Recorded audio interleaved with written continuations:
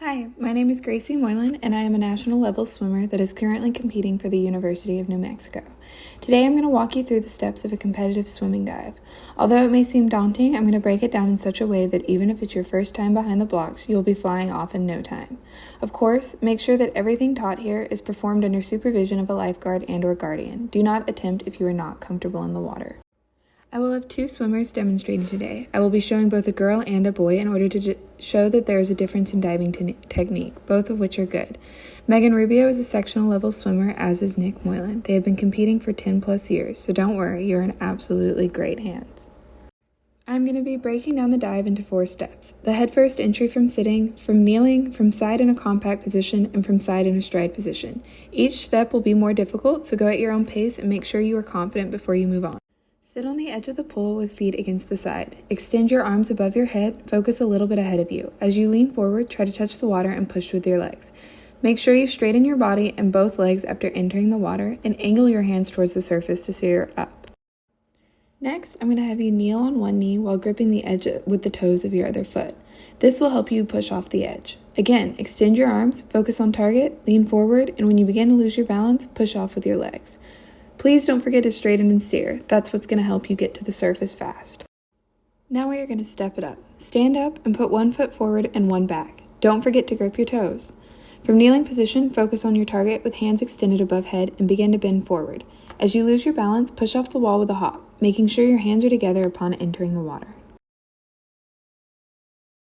Finally, I'm going to get you to take the same position as last time, but instead of allowing yourself to fall forward, I want you to try to jump. This is vital to a dive because the further you can jump out, the further ahead you will be. Make sure your hands stay in streamlined position, and of course, steer. There are 2 types of blocks, ones that are flat and ones that have a fin. In this video, we will be using a flat block as it is easier. However, at high levels, the fin will be used. Now that we have climbed up on the block, foot position is super important for balance and for the best jump. Think about it like this. On land, if you jump with your feet touching, you are not going to get nearly as high as if you jump with your feet in a squat.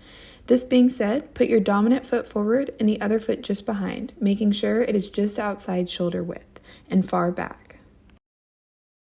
The toes of your dominant foot need to be gripping the edge of the block, as do both your hands. It may not seem possible, but your hands and arms have the ability to launch you further out if you have a good enough grip. This will be a technical advancement for another time, but practice the grip now to get into good habits. Here's Nick's final dive. Watch as he goes down into a tense position with his head down. As I say go, he begins leaning forward in the process of throwing his arms in front of him as he prepares to jump.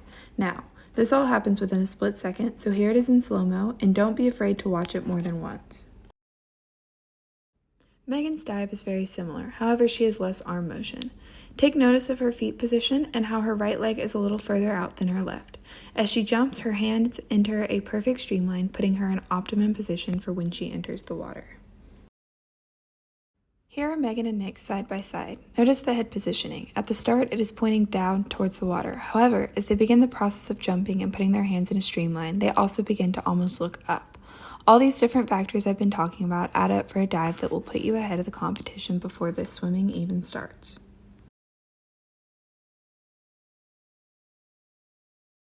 Next, I will be discussing underwaters. Once you hit the water, the way you are going to get to the surface is through a motion that we call an underwater dolphin kick.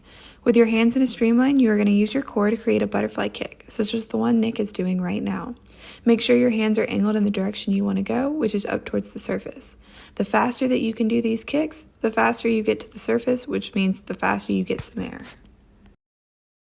The next minute or so will show Nick doing the breakout for all 4 strokes: fly, back, breast, and free. A breakout is what we call the transition from underwater dolphin kicks to swimming. I know not all are going to be at this level quite yet, but it's worth knowing what the next steps will be so that you can see this full picture. Every stroke has the same concept of a breakout, fast underwaters to fast swimming. However, watch the different ways that Nick approaches each one.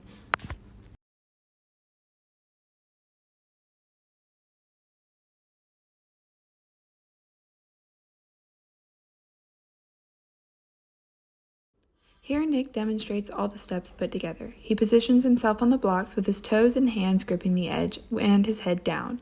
He tenses, then begins to jump off the block while throwing his hands in a streamline. As soon as he hits the water, he begins underwater dolphin kicking with all his might until he reaches the surface and begins his stroke. I hope this video broke down the basics of a competitive dive. Again, don't be afraid to do steps more than once until you are fully comfortable with each one. It might take a day, maybe a week, maybe a month, but don't get frustrated. Phelps wasn't built in a day. Thank you for listening, and as always, go Bows.